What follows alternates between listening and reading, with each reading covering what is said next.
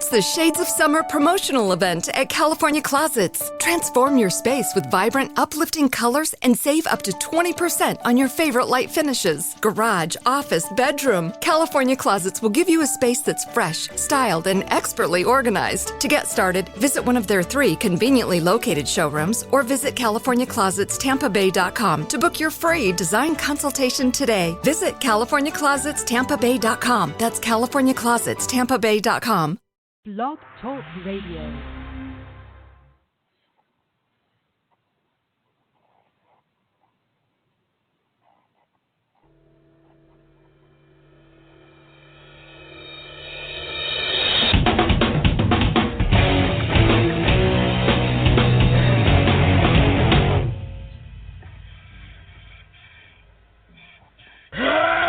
Now, what's that smell?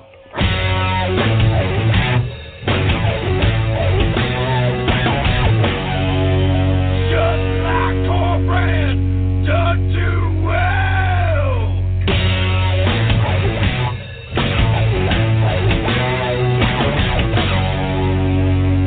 What you need, you know I got. The hands up, who wants to rock?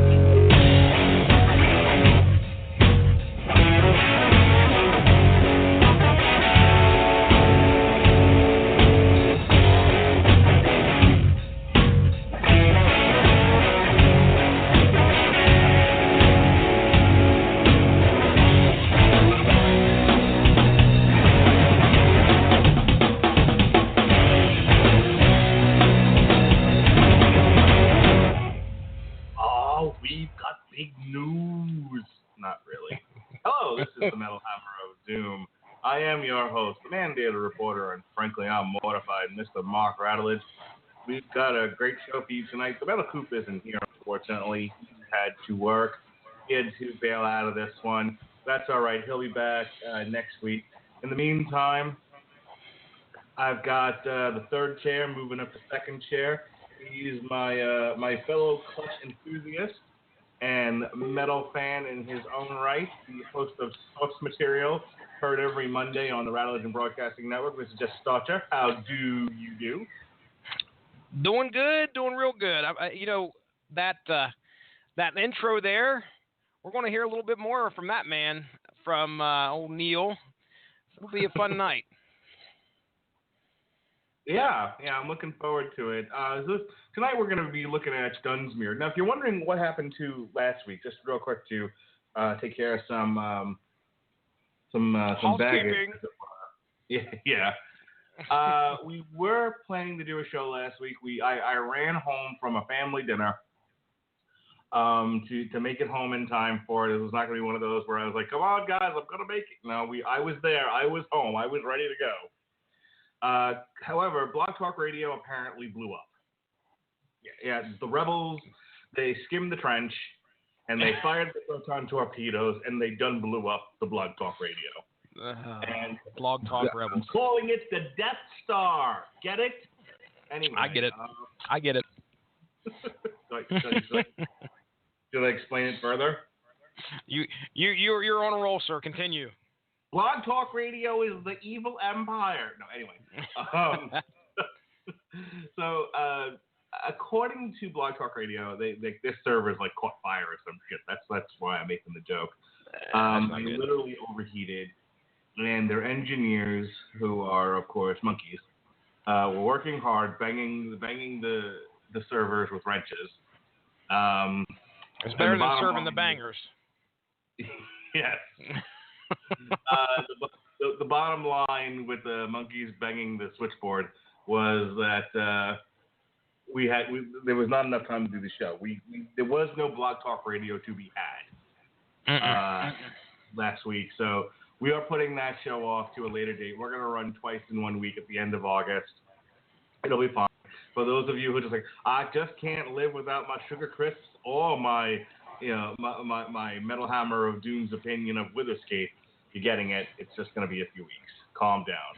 And stop eating Sugar Crisps because it's gross. Yeah.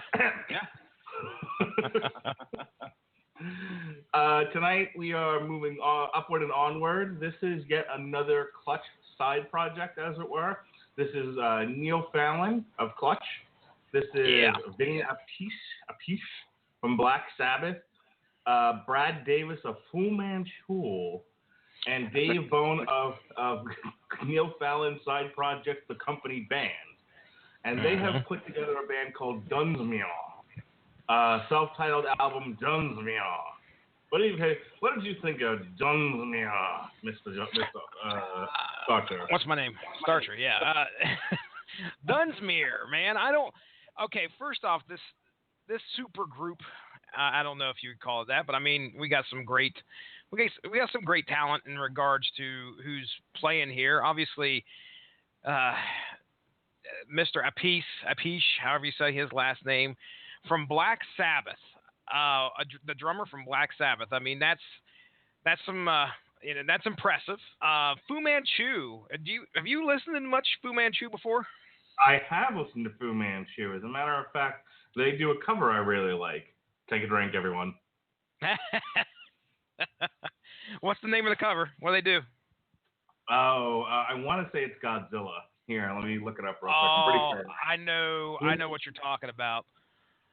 Have you heard I've heard that cover of Godzilla? I think I have. Believe it or not, my introduction to Fu Manchu was at a Clutch concert. They were on tour, and I believe this was in Columbus when I got a chance to see them there at a local club. I can't even remember the club, but I remember they came on stage. This was back in it was probably 2000s, it was very early 2000s, and Boogie Van. I don't know if you've ever heard Boogie Van, but oh my gosh, they didn't grab my attention until they started playing that song, and it is probably still to this day my favorite Fu Manchu song. So what do they say it's the bassist from Fu Manchu, because I can't remember if it said the bassist.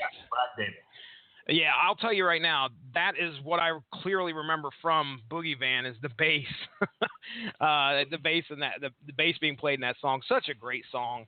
Now, as for the company band, well, just like you said, Neil did I think there's 3 albums out of the company band, maybe 2 or 3. Check for you. Go on though. Okay. But Zombie Barricades, just a lot of great stuff from the company band. And, I was wondering about what it would be like to hear Neil in a different band. How would it come across? With the company band, I really enjoyed a lot of the stuff that they were putting out there. When you compare company band to Clutch, it seems like the company band was more lighthearted almost. And I really didn't catch a Clutch vibe from those guys. Neil was at the forefront, but it just didn't seem like, this was an exact duplicate of Clutch or anything like that. But there's a lot of great songs on that first album, and I think the second album. The third album, if I remember right, I listened to it a couple times. I wasn't too impressed, and that's somewhat of a super group too, if I remember correctly. There's members of shit. Okay, right now, got James A. Rhoda of Fireball Ministry. Ministry, that's a great band. Dave Bone, Fu Manchu bassist Brad Davis once again, and Jess Margera of CKY and Viking Skull. Oh, yeah, that's right. They've had some CKY in there. Discography, they've got one studio album called The Company Band, and then they have 2 EPs. One signed and Pros and Cons. Pros and Cons is the one I didn't like, I think. Go ahead. My impression of a lot of these Clutch side projects, the ones that Neil Fallon's involved in, I feel like Clutch, Clutch is always experimenting with music. They're experimenting with sound. They're doing interesting things. And I feel like, maybe I'm wrong about this. Maybe I'm reading too much into it. But I feel like sometimes, Neil Fallon kind of walks into the studio and and there they are, fiddling about. And he just was like, why can't we just, put out a rock album? They're like, well, we expect more from us. And so I think these side projects are him I just want to play straight up rock and roll and not worry about my band. Yeah. And so the company band, Dunsmuir, are sort of extensions of his just wanting to rock out with his cock out and not have to worry about the standards of the average Clutch album. And I'll tell you, that's the impression I get from listening to Dunsmuir, which is not a bad album. It's just not especially memorable. It is what it is. It's a rock and roll album with the familiar Clutch vocals, Neil Fallon vocals. It's not especially stonerific. It's not especially bluesy. It's just, one might compare it just to a Buck Cherry, if you will. Oh, what the hell ever, dude. There's no way. Don't even, why did you even, you had to like horn that in there to bring them up. That's just ridiculous. You might call them Buck Cherry Light. Oh, what the fuck ever, man. People have turned off the podcast already. It was like, this motherfucker done lost his mind. Well, I do love the cocaine. Mama can't wait. Anyway, no, they're just doing straight up rock and roll here. I couldn't even call them like a bar band. They don't swing that way. They're just, they're just rocking out. I can see somewhat of a 70s vibe, but it's not stoner rock. They're just, it's just the late 70s, early 80s, pre-glam rock and roll. And that's there's nothing more to it than that. Mm-hmm. I catch a lot of elements. There's a couple elements of some punk, and it's not heavy in any way. I mean, you're not coming away from a lot of these songs and that's straight up punk rock. You could just tell it's influenced in some way, and you'll see a couple songs that you'll probably pick out what I'm talking about, fast-paced stuff. But then there are some doom. There's a good bit of doom, I think, in this album, and that doesn't make me too upset. I just like the Metal Coop himself. I'm a fan of doom. So if you slow it down and you get some real heavy riffs going, that makes me smile. So we'll catch a few of those songs here. I made a few notes on just about every song, but we'll talk a little bit more about it as we get into the album. Well, here's what the album's about. The concept behind the lyrics is comprised of 10 tales from the survivors of a shipwreck. What had been intended as a scientific expedition, a 3-hour tour, if you will. This is concept album of Gilligan's Island. Now that'd be something. Track 1, Little Buddy, quickly deteriorates into a struggle to survive both the natural and supernatural world. So here we go. Let's not dilly-dally any further. Buck Cherry awaits, everyone. I'm obsessed with them right Waits now. for no man. This is track 1 of Dunsmuir from the album Dunsmuir. This is Hung on the Rocks.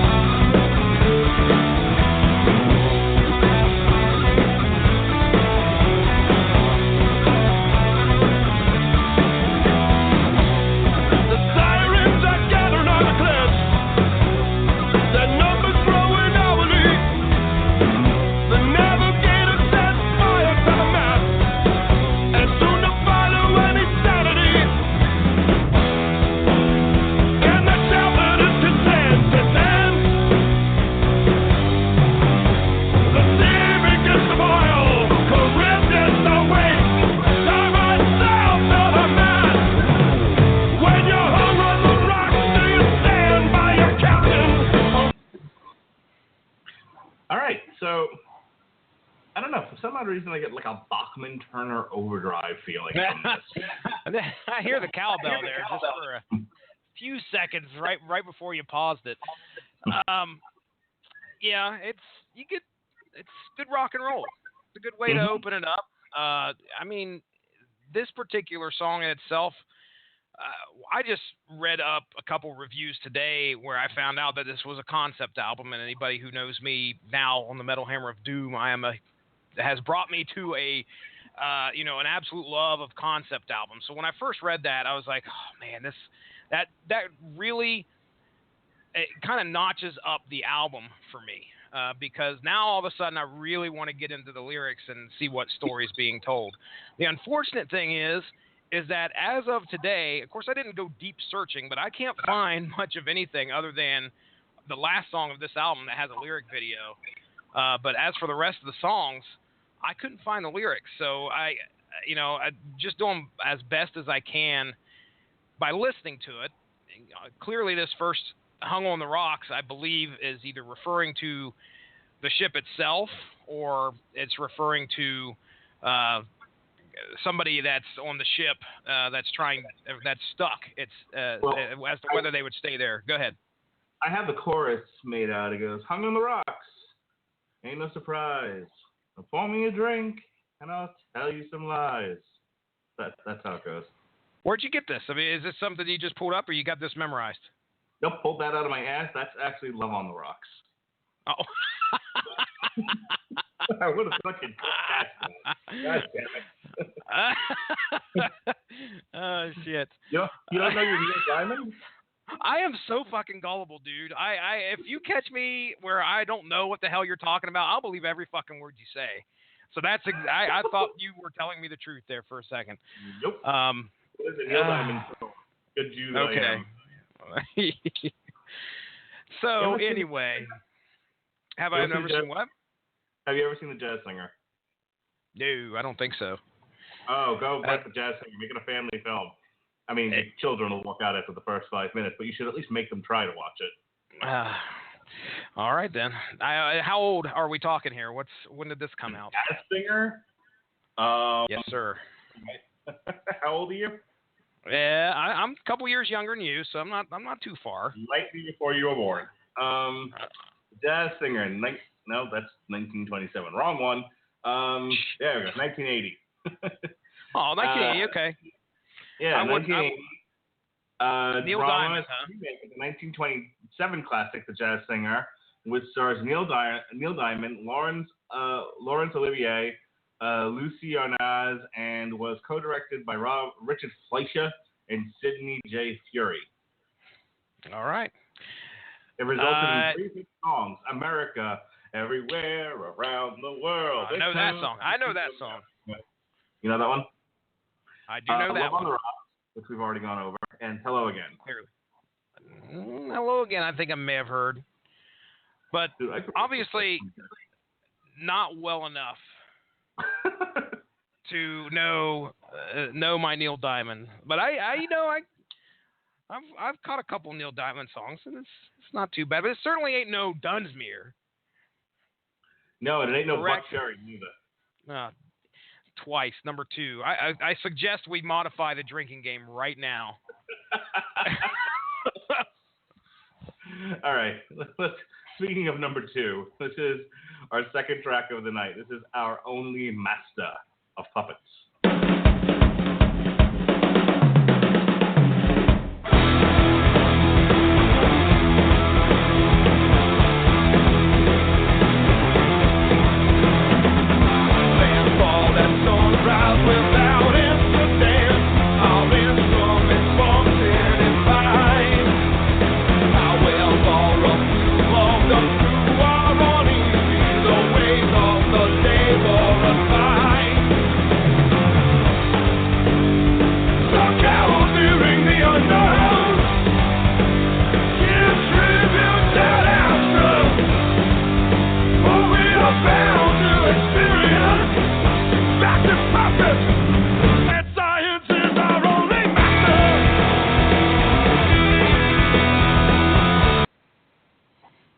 So you were talking before about punk influence in the album, and there it is.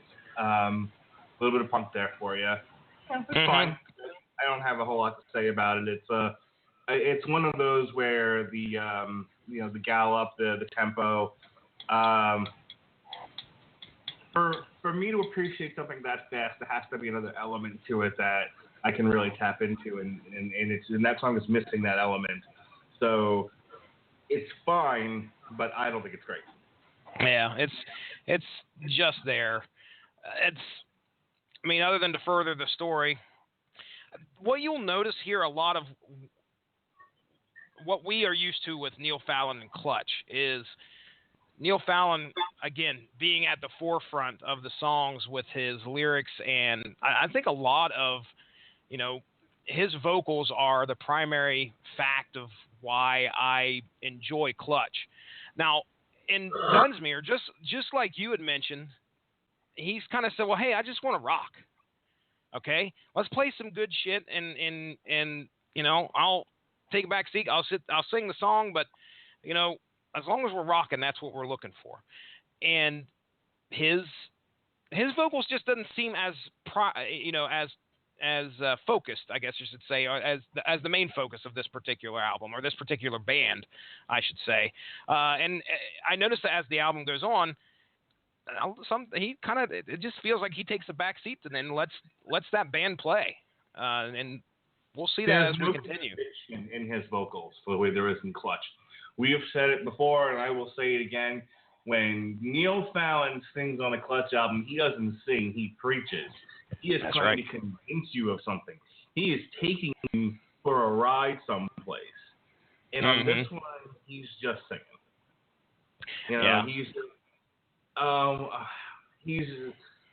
It's like almost like a jam band, and he just wandered onto the stage all high and shit. We're gonna play some Bachman Turner Overdrive. Oh, okay. Here we go. Just kind of our singer has got projectile leprosy. Can anyone in the audience sing? And this asshole just sort of was like, who, me? Here we go. It's weird. It's weird hearing him sing. It is kind of strange to hear him,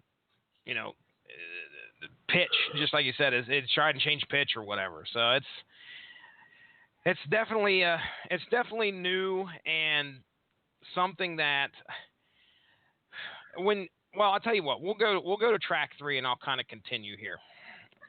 This is the Bats, parentheses, are hungry tonight. I graduated on a letter, a very doctorate of pride. Then I attacked over the bed with a steamer full of books and a box full of knives. As above, so below, you boast of what you know, but everywhere I wonder the same. The bats are hungry tonight. That's probably one of my favorite songs on the album. This one sounds like a Clutch B-side. This is definitely this one that just got cut from the Earth Rocker sessions. Yeah, at the end of the album or something. Yeah, and this was going to end up on a slow Hold to China 2, Electric Boogaloo. It sounds the most like a Clutch song out of all of these. It swings the way a Clutch song swings. It's got a very exciting rhythm to it. I actually feel a little bit of passion coming from Neil Fallon in his vocals, which I did not feel in the first two songs. Everything about it is great. It's, like I said, as I recall, and I have to, I'll change my mind as we're listening to it if that is the case. But I think this is the best song on the album, in my opinion. Yeah, you immediately messaged just after you had got the album off of wherever you got it from. I think it was iTunes or whatever. You said you immediately said, "Oh, the Bats is the shit," and of course, we're sitting here. We can't find this thing anywhere at that point in time because I think it was You can't find this on Spotify as far as I know as of right now. I haven't really checked to see if that's changed today. But yeah, I would agree with you. This is probably top 3 of the, in my mind, on the tracks of this album for sure. You know, when I was talking about Neil's vocals, you know, no joke, as we get into this album, you're going to see that, at least in my opinion, this is kind of a, you know, this is not, it's not a blow your socks off album. Would you say that because we expected so much from, yeah, exactly. Because that's all right. Because we're so used to what we hear from Neil Fallon on Clutch, does that taint this record in some way? Do you think, does that influence your opinion in any way? I tried not to let it, to be honest with you. And by the way, it's Spotify is picking up that I have the album in my record collection. It's not officially on Spotify. Okay, all right. Gotcha. In any case, I tried not to let it because I don't. First of all, if I want to hear Clutch, I'll listen to Clutch, and I don't see the point in doing a side project if you're just going to do more of your same music. So I think that we were going into this that this was going to be something different than Clutch. I think I was almost a little disappointed that it wasn't more creative. Okay. You know, and it sounds like I'm putting the album down, but I'm not. I mean, I think divorced from any other expectations, it's a fine, solid rock album. But I think I know what Neil Fallon and the guys in Clutch are capable of, and it's like I said, it was almost like they just went in and they were like, we don't want to try very hard. We just want to rock out with a cock out. Take a drink. So Buck Cherry, take another. there we go. Yeah, now you're picking up what I'm putting down. No, I listened to it and I was like, yeah, that's okay. I don't like. I bought the album because there was no other way to get it without, you know, trying to go through the thorn bush of torrents that are out there. Yeah, sure. I understand that. So I was like, oh, so I'll spend the $10 and I'll throw the band some money, and I'll own the album. But I don't think if I didn't do this podcast, I don't think I would have bothered. Yeah, if you would have had the chance to listen to it before, you don't think you would have spent the money. Is that what you're saying? No, I don't need to own this. I don't even know what listen this is going to get out of me. Now that after this podcast ends tonight.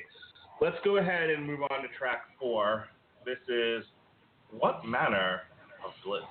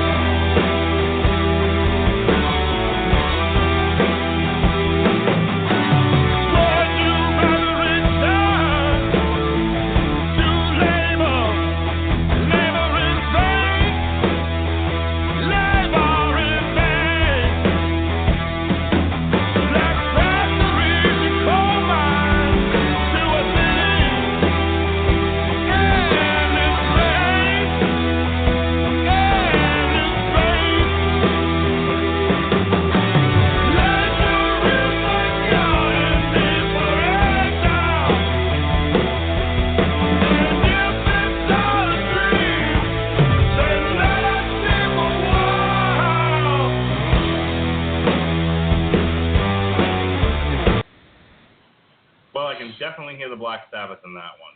Yeah, I was going to say that is some.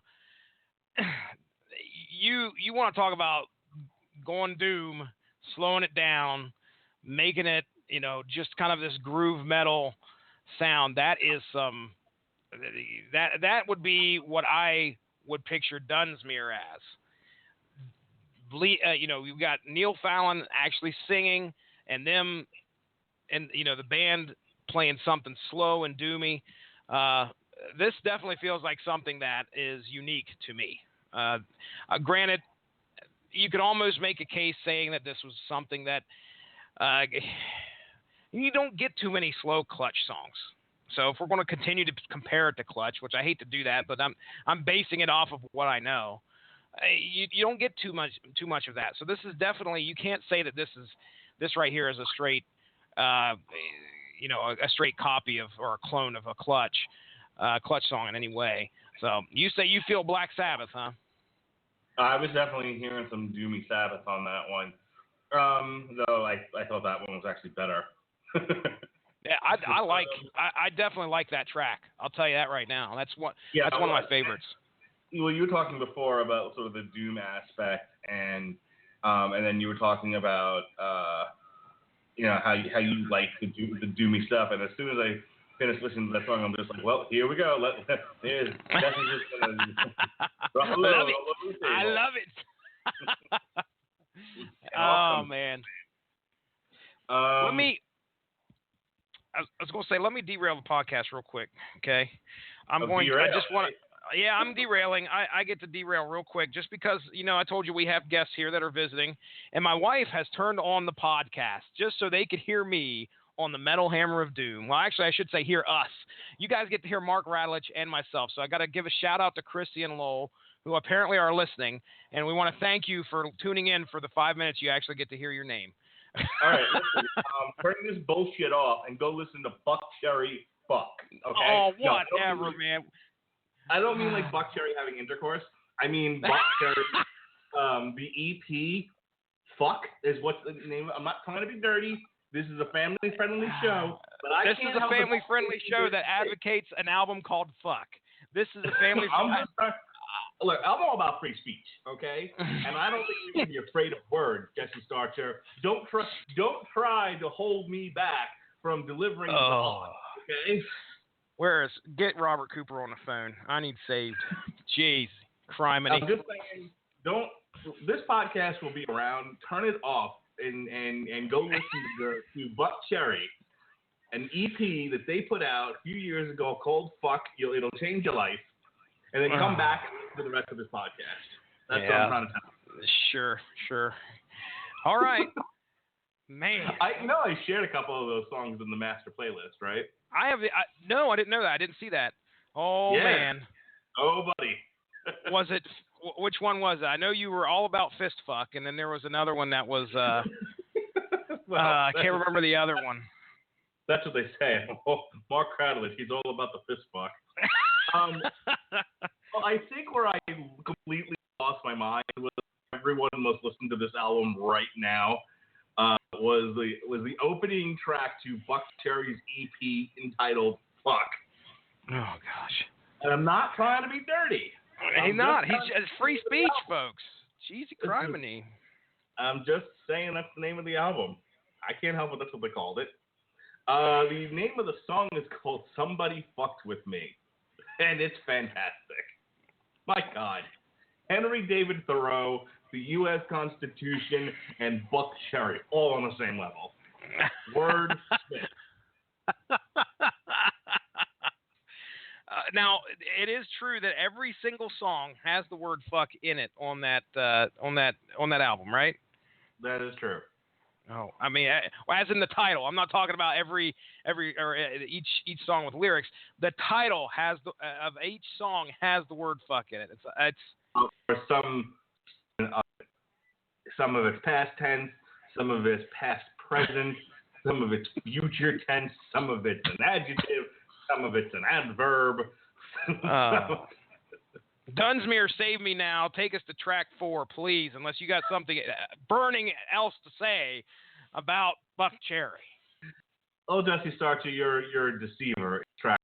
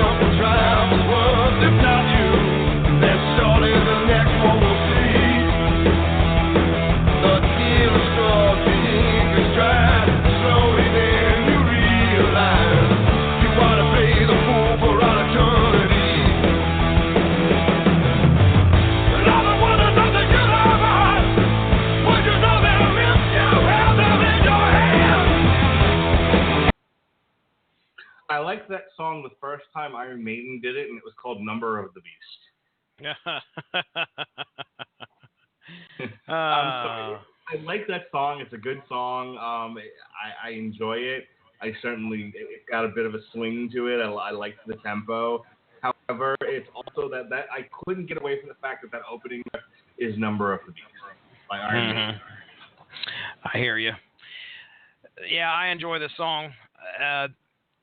I would say that one of the things that, really sticks out is just the way that Neil lays down the cadence of this particular, I wouldn't say the chorus, but throughout the lyrics. I really get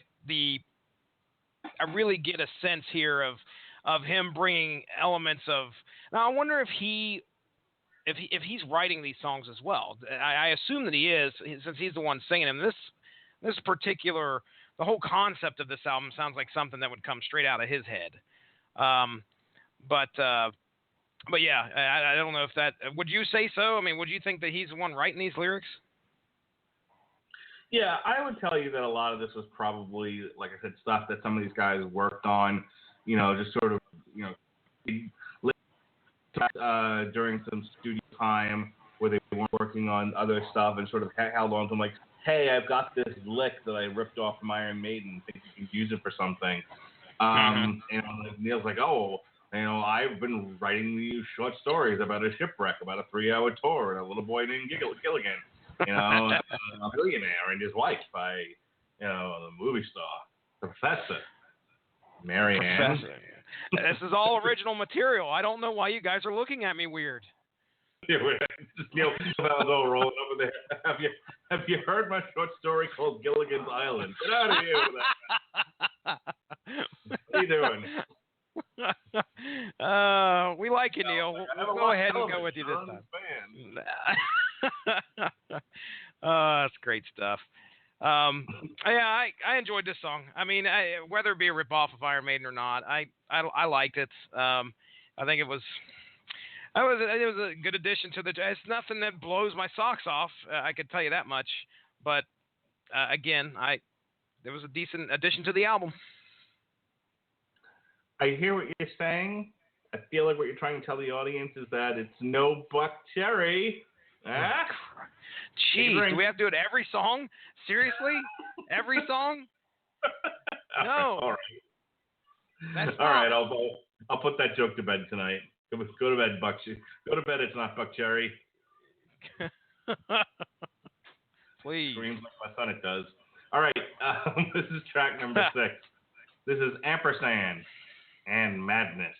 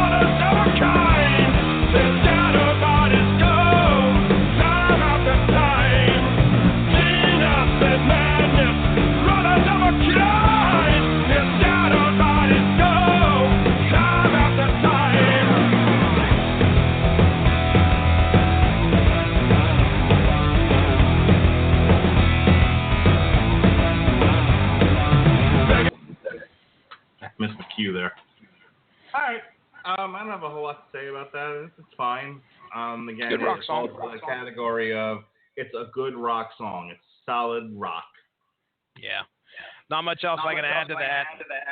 I think it's decent. It's about really all I can say. Nothing lyrically that's like, holy crap. And it's,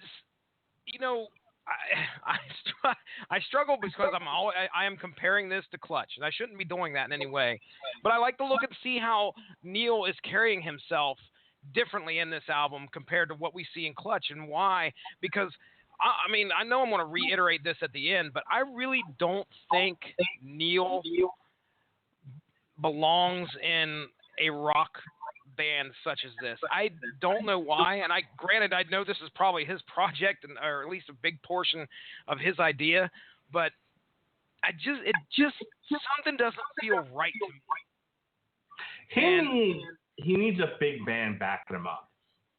That's probably what it is. I mean, let's talk about Jello Biafra for a moment. Sure. Yeah. He led a brass orchestra in New Orleans, and they played a bunch of songs. I played one on my birthday, Land of a Thousand Dances. But, Jello Biafra, who you may remember also sang in a band called Laud, and the Dead Kennedys, he has a very distinctive voice, and he needs to be backed up by a band that can support him. And so he sounded good with a full brass orchestra behind him, because it was as powerful as he was. And Neil Fallon is one of those singers with a very distinctive voice. I harken back to the days of a girl named Flavia, who didn't believe it was his real voice and therefore didn't like Robot Hive Exodus because she thought he was faking it. That's how distinctive his voice is. Wow. Still love you, Flavia. You're not listening. Anyway, but my point being, Clutch matches Neil Fallon energy-wise. They are as powerful as he is, even if it's just the three guys and they don't have, the organ player there, and there's no harmonica. Even when it's stripped down, they are as powerful, as energetic, as full as he is. And so when you put them together, they form Voltron. No, when you put them together, you have this full frontal musical assault that overpowers everything else. And not taking anything away from these musicians, but they're not supporting him. This is a badly put together cheerleading, triangle. The basses are holding everybody up, but barely. You can totally see them sweating and having to shift their legs, and there's a bit of swing going on, and one girl almost slipped and fell on her head. That's what's happening here. It's not holding together structurally. It's a little wavy gravy.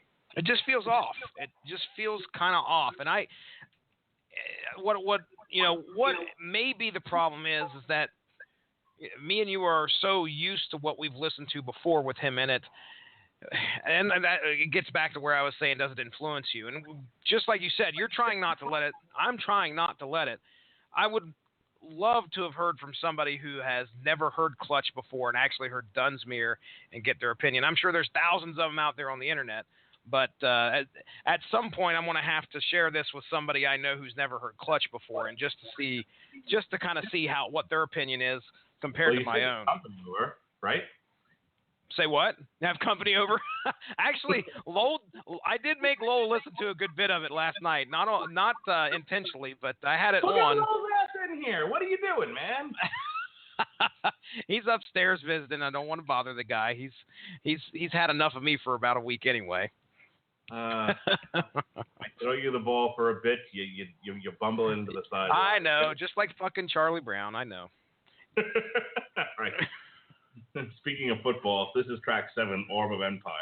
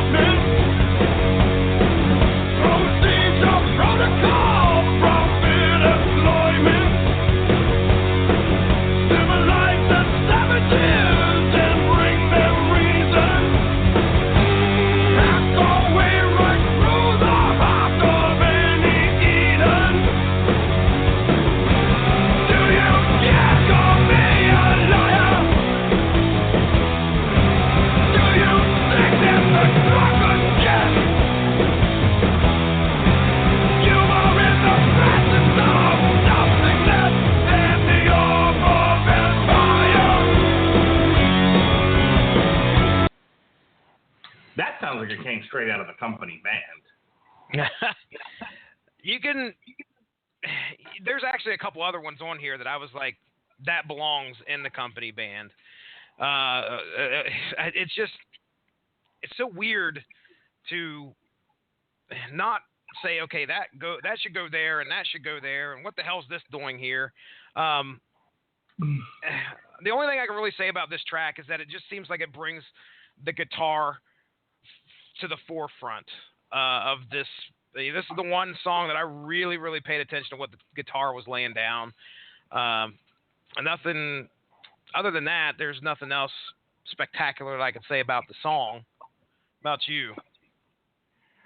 Well, like I said, first, as we're listening to it, I'm just like, this sounds like it got cut from a company band recording session. And they were like, well, let's, or it was like there was some version of this song that just, never got fully recorded. They're in the studio, and they're just like, we're running out of material here. What does anybody got? Well, we got this company band track we never did. And then they just, and they restructured it and threw it on here. Mm-hmm. I can't disagree with you, really. There's not much I can say that really, because it's him singing, it's the guitar. Let me ask you this, just bring up another point of conversation. Some of the reviews that I was reading mentioned about how one of the obvious and clear sounds that you'll hear is it Dave Appice? Am I Dave Appice? Is that his first name, Dave? First of all, it's Vinny, but yes. Vinny. There's a Dave in there somewhere, right? Dave Bone from the company band. Dave Bone. Okay, so they. Good night, girls. Have a good night, okay? Sleep well. Good night, girls. Mark says good night. Okay. Well, anyway, do you have a favorite drummer? Let's say Vinnie Paul, previously Pantera, currently of Hell Yeah. Okay. All right. And is there a particular reason why why he's your favorite? His drumming makes me want to punch people in the face, but in a good way. It's hard to put in words. The one, really the only time that a drummer ever stood out to me, you remember the band Biohazard? From Brooklyn, New York, motherfucker! Yeah. Evan Seinfeld of Oz fame in the house, bitch. 5 blocks to the subway. It's just 5 blocks away. 5 blocks to the subway. Motherfucker, I could do that any day. Yes, I remember Biohazard. All right. Punishment for all my sins. All right, go on. Nice. Well, there was a drummer there. That was probably the first time I ever paid attention to the skill of the drummer. Okay? And a lot of times, that guy blew me away. Whoever that guy was, I just remember he was the drummer from Biohazard. I absolutely loved him. I was telling everybody, oh my gosh, you got to hear this guy. But now I can't remember his fucking name. So, but anyway, it was funny just to read how people were, so excited that the drummer from the drummer from why would it Black Sabbath? Blanked on the name. The drummer from Black Sabbath was now part of this band, and granted, obviously I can hear him drumming in the background, but there's nothing to me that goes, holy crap, this guy is so skilled. Now he's got a legacy behind him. I mean, Black Sabbath is nothing to sneeze at, but I'm just curious. So I'm trying to get a feeling as to where or how I should measure my appreciation for drummers. And you're saying Vinnie Paul, and it's all about the emotion of wanting to punch somebody in the face. So I will take that as an answer and an advisement as the next time I evaluate a drummer. I want to take a break from this, and I just want to go back to the power of clutch for a moment and how passionately Neil Fallon sings and how he's backed up appropriately by talented musicians. This is now the outro music from almost all of our other podcasts, but it's become like there's not a day that goes by that I don't play it at some point, and a lot of times I'll play it because it's just so amazing. But it's a great example of what I mean of a band keeping up with the singer. This is actually their cover of a song they come out to live. This is "We Need Money."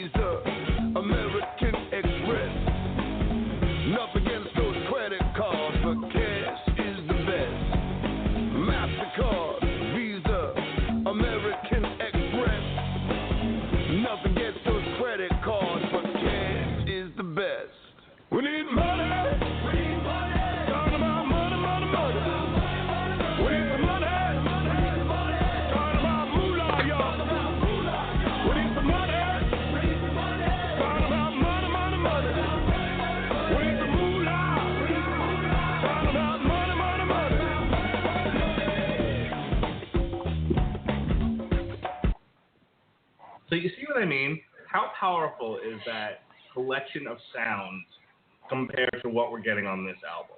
I know, man. You're talking about. Let's see. Money. If you picked out, yeah, exactly. If you picked out each instrument in there, you would if you counted each one, you'd be able to easily do the math and figure out exactly what we're talking about. We had some bongos or hand drums, whatever the hell those things are called. We had the organ going, which, by the way, I wanted to say this earlier when you were talking about, to tie it in with, Neil Fallon preaching. With that aspect of his lyricism and the way he delivers lyrics, if you put an organ behind it, you're going to feel like you're fucking at church. That's just the way it feels. And when he belongs with something that has an organ or I wouldn't say a synthesizer, but an organ or somebody playing something like that. Oh, no. He needs an old black man sitting at a pipe organ that hasn't been dusted, and God knows how long it hits the keys, up blows smoke. That would be fucking great, man. That would be fucking awesome. Get the fuck out of here. But when you hear that and compare it to what we're listening to now, he belongs in that song. He belongs with everybody that's playing around him. He's got He's got backup singers in that fucking song, and it's just tremendous. Neil Fallon's got soul. That's right. I think that's if I could just put a fine touch to it. If I had to describe Clutch really in one word, it's not stoner rock. It's soul. Not anymore. Mm-hmm. It's just absolute soul. It's like they took Motown and said we're gonna metalize some Motown, and that became Clutch. It's metal Motown. And for a white boy with a beard from Baltimore who looks like he burns black people, not things like them, he's got more soul than I'll put him up against the top 10 R&B artists in America right now, and will not back away from that statement. Mm-hmm. I hear you. That's an apt description. I think that fits perfectly. And here's the thing: they're not. Dunsmuir doesn't capture the soul that he puts out there. It's like we're not getting the full Neil Fallon effect. with Dunsmuir. This is very much Neil Fallon in a box. You know, Yeah. he's not really allowed to be himself with this. Is like probably what I'm walking away feeling. Yeah, and you know, he's probably very happy with what he's done with these guys. I think that he's very glad that he had the chance to sit down and play some hardcore rock and roll and sing it, but it's just not where he belongs. And I don't know if I could be the one to tell him that, because I love the guy so much, and I know I've gushed about him before on here, and you've mocked me and said you should not believe everything that you hear coming from his mouth, or believe he is the God of all gods. But anyway, he just doesn't belong. But what are we in here? Are we at track 10 or not track 10? We're at like track 6 or 7. No, track 8. You'll get there eventually. Track 8. 1, 2, 3, 4, 5, 6, 7, 8. Okay, all right. So we're at track 8, and unfortunately, folks, our decisions are not going to change. These next 3 tracks are not going to certainly sway us in any different direction. What you've heard so far is what you're going to get, in my opinion. All right.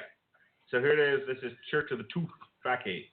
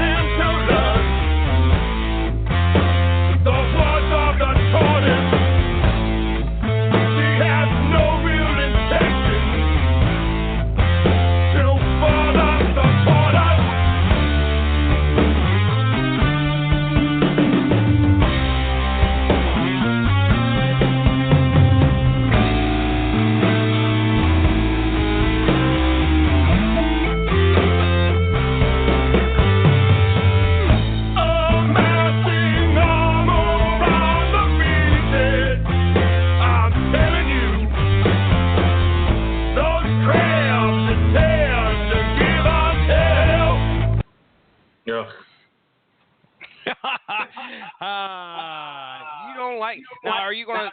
Would you say you felt the Sabbath in this one as well? Yes, specifically Black Sabbath 13. Here's my 8 words worth of a note here, which was slow it on down and do me, baby. I would prefer not to be doomed. I love it. I think this is a fun one. Even though it's nice and slow, I enjoy it. I did. This is probably another one of the top. I think this rounds out my top 3 on this album. Church of the Tooth makes it. Ugh. I love hearing your utter disgust. It pleases me. I couldn't take it, man. I as we're listening to it, I'm just like, when is this track over? Oh wait, I run this podcast now. And we're done here. Thank you. Thank you, and fuck you. Yeah, I wasn't into it. I mean, it's look. Let me say this, and I say this a lot on the movie podcast. I can not like something, but it still be sound. You know, something like can be a good movie that I just didn't find entertaining. Since something could be, something could be bad, but it's so bad it's good, or it might in fact be terrible, but I might still enjoy it in like an ironic way. It's silly to me that I'm into it. Yeah. And that met neither of those criteria. So it's a moving on song. I hear you. Yeah. All right. So this, speaking of moving on, this is track 9. This is The Gate.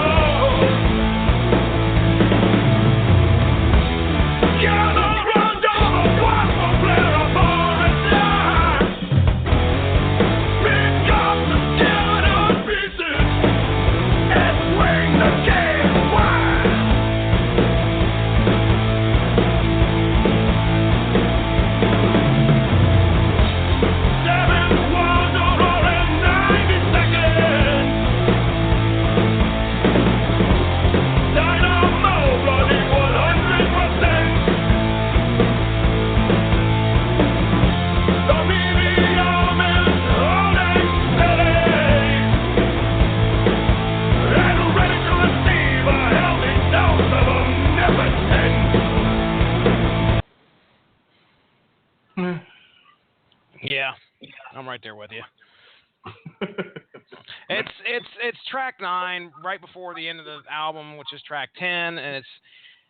I honestly would say that this is probably my least favorite off of here. I just wasn't impressed in any way.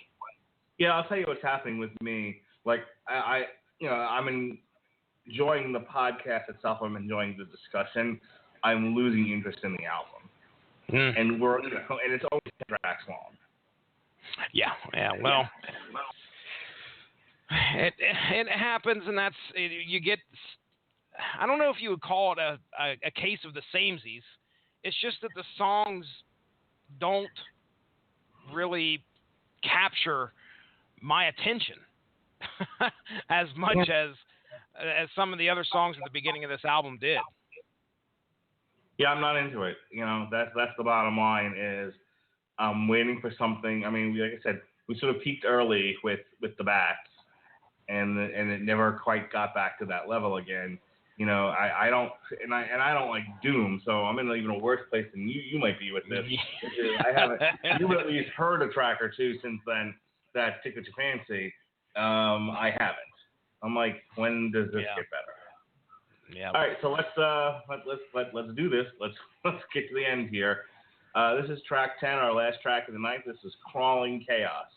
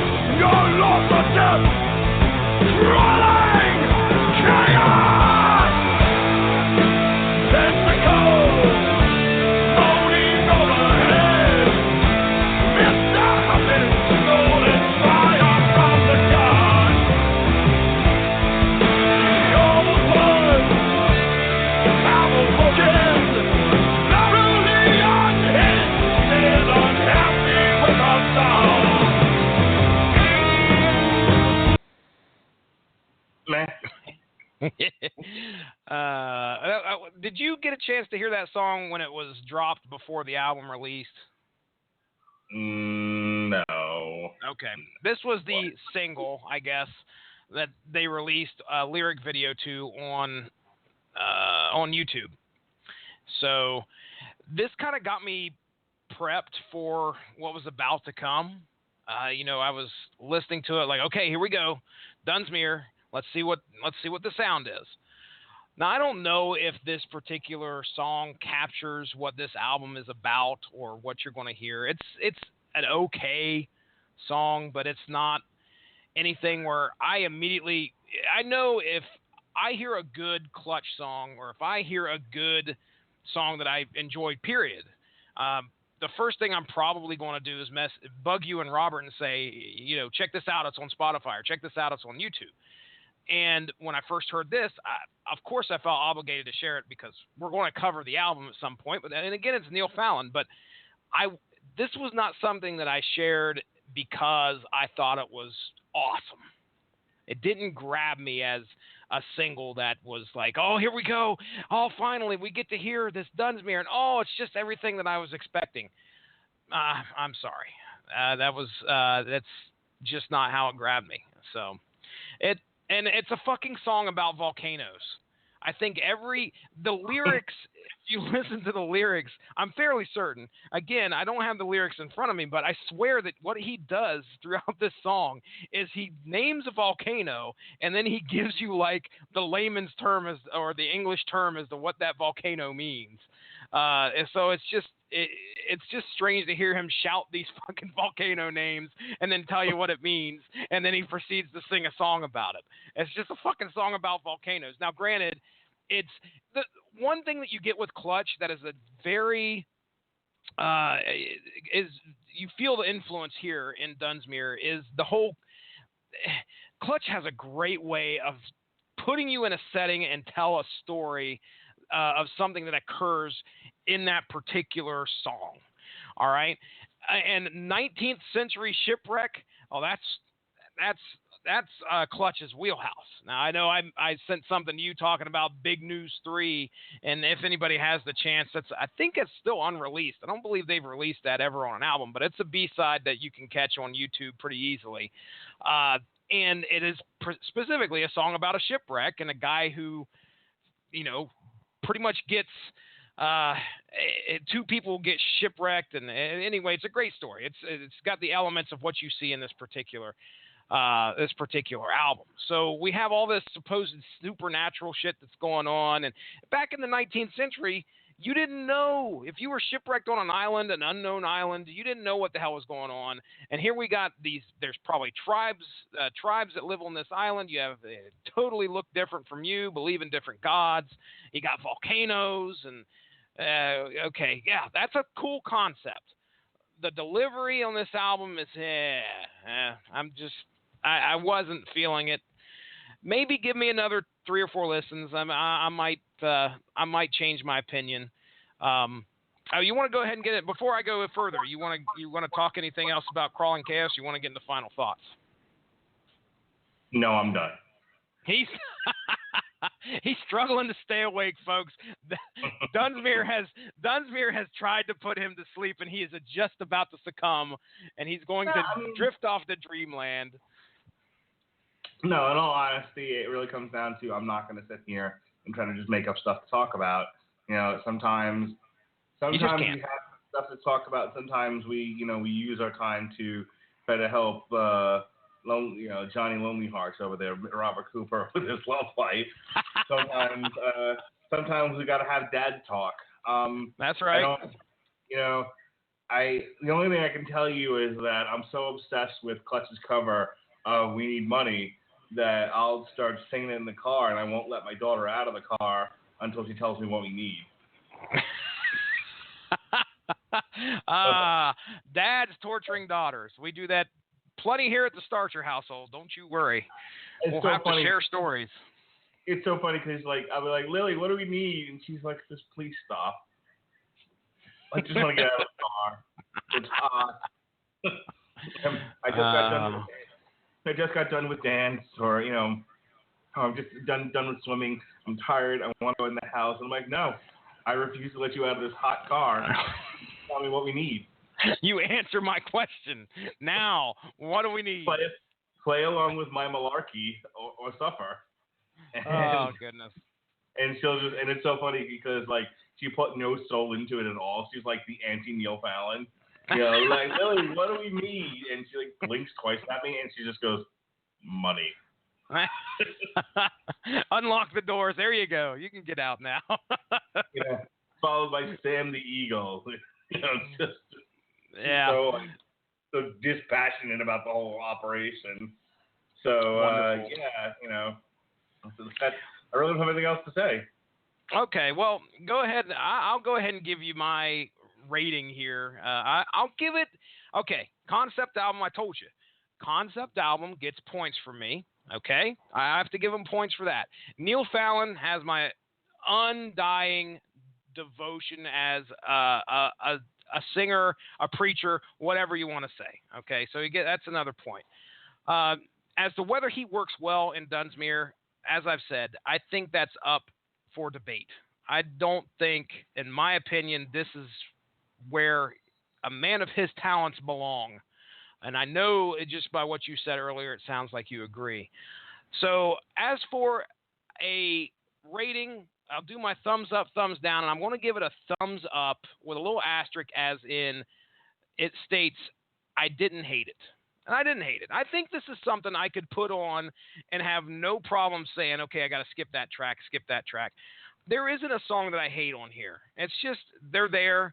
It's new.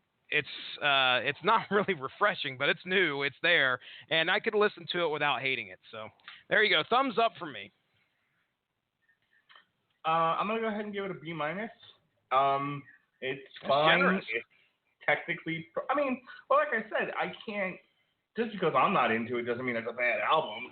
It's technically proficient. I don't, as we would say on the movie review podcast, it's not amateur night. A boom mic isn't in the shot or anything. It's not poorly edited. As we say in the film business, it's not mixed poorly. It's not tinny. Like when we famously we reviewed Saint Anger on here, and we talked about how poorly mixed that album is. Bad news. Was it Lars' Snare? Yeah, well, I'm going to haunt you in your dreams, nightmares. So, like I said, everything is where it needs to be. It's just not very interesting. So, B-. All right. I would say it's average. Average. So that brings us to the conclusion of this episode of the Metal Hammer Review. This last week there was no show because of shenanigans. Next week we will be reviewing. We'll be doing it on Wednesday, August 10th, because that's when Cooper is not working. So we'll be looking at the new solo album. She has since left Nightwish, and she's on her own, doing her own thing.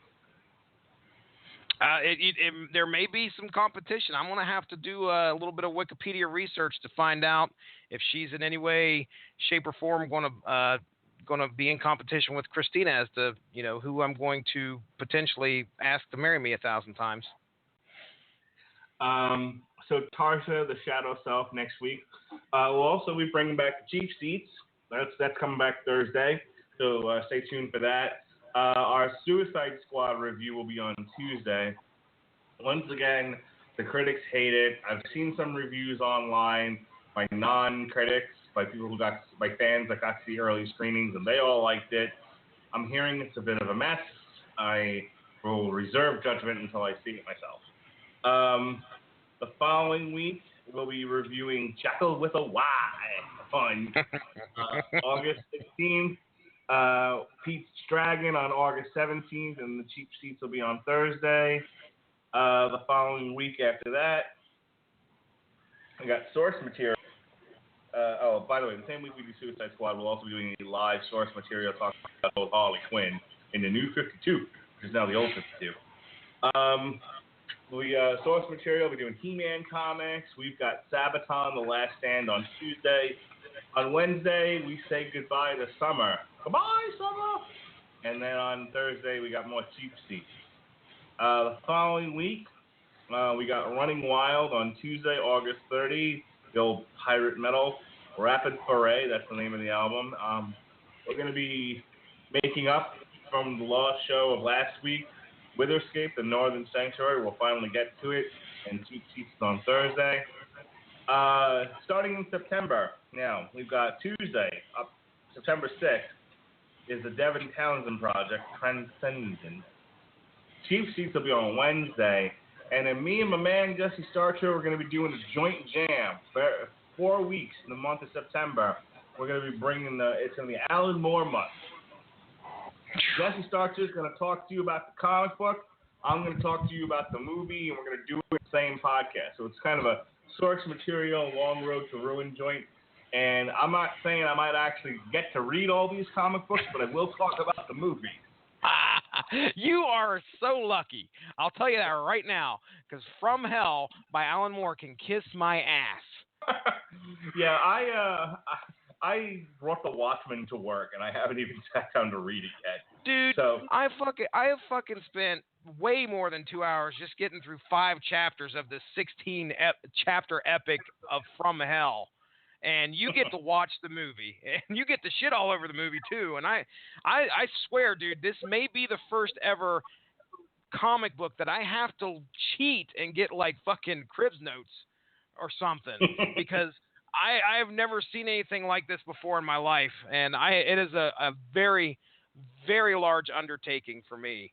So, and you're griping about Watchmen. I've got fucking From Hell is like 3 of Watchmen. It's insane. Well, for those of you interested, September 8th, Jesse Starcher and I will be doing a compare and contrast along with a cast of thousands for The Watchmen. The following, and these are all going to be at 9:30, the same time as all of our other podcasts. The following week, September 15th, we'll be looking at the League of Extraordinary Gentlemen. The week after that is V for Vendetta, and then, yes, we will be ending one more month with From Hell. That's how it's going to fucking feel. In the meantime, what are we going to be doing on the Metal Hammer of Doom? Like I said, the Devin Townsend project. KMFDM Rocks Milestones Reloaded 2016. That gets me out of having to do an actual KMFDM retrospective. We'll just review that album that they're putting out, and that'll take care of that. September 20th, we got the new Brujeria. I've heard a new track off of it about Donald Trump. It's fan-fucking-tastic. Oh, boy. And then September 27th is Every Time I Die, Low Teen. So we got plenty of shows coming up. We're going to skip the week of October 4th because I'll be at Clutch. But there'll be movie reviews. We got reviews of the new Cage show that's dropping on Netflix.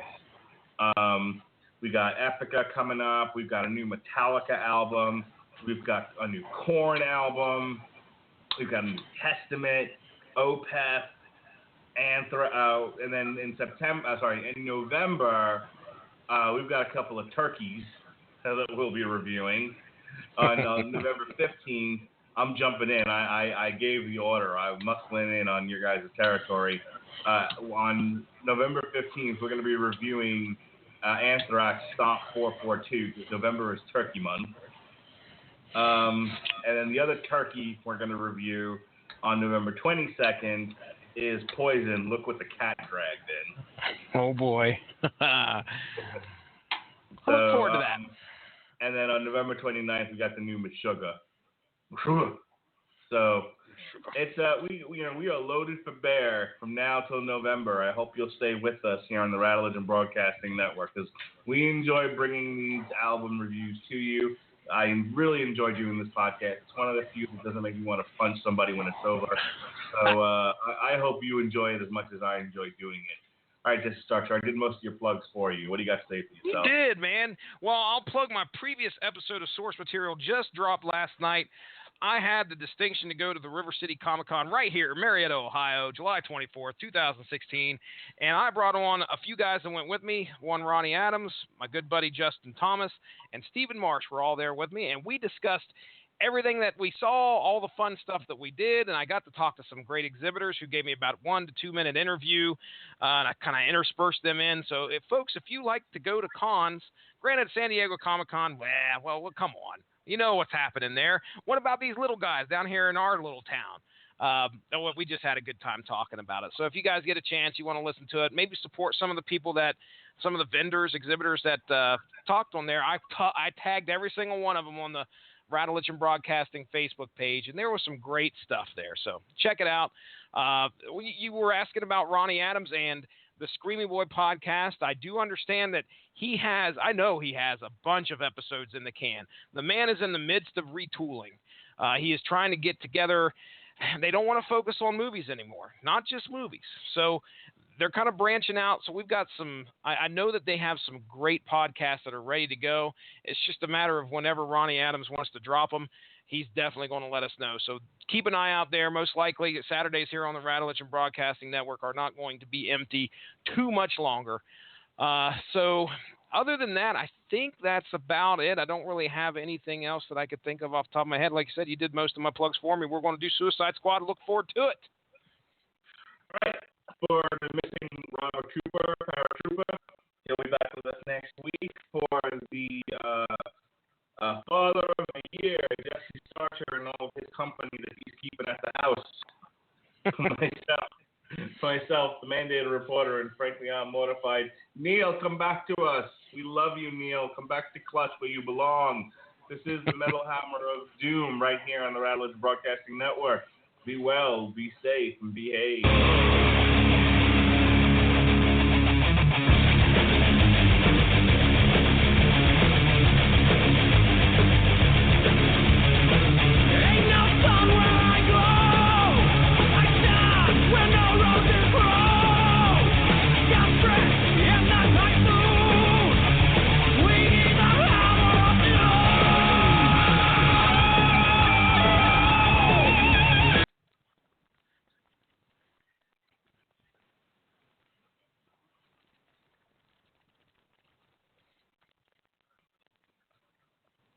It's the Shades of Summer promotional event at California Closets. Transform your space with vibrant, uplifting colors and save up to 20% on your favorite light finishes. Garage, office, bedroom. California Closets will give you a space that's fresh, styled, and expertly organized. To get started, visit one of their 3 conveniently located showrooms or visit CaliforniaClosetsTampaBay.com to book your free design consultation today. Visit CaliforniaClosetsTampaBay.com. That's CaliforniaClosetsTampaBay.com. Why settle for ordinary when you could have extraordinary? Why trade off when you could trade up? Why chase your dreams when you could drive them? Find your dream car with L certified by Lexus with an unlimited mileage warranty for up to 6 years and a complimentary maintenance plan. Experience amazing exclusively at your Lexus dealer. Click the banner to discover more. Call 800-USA-LEXUS or see your participating dealer for warranty, maintenance, and offer details.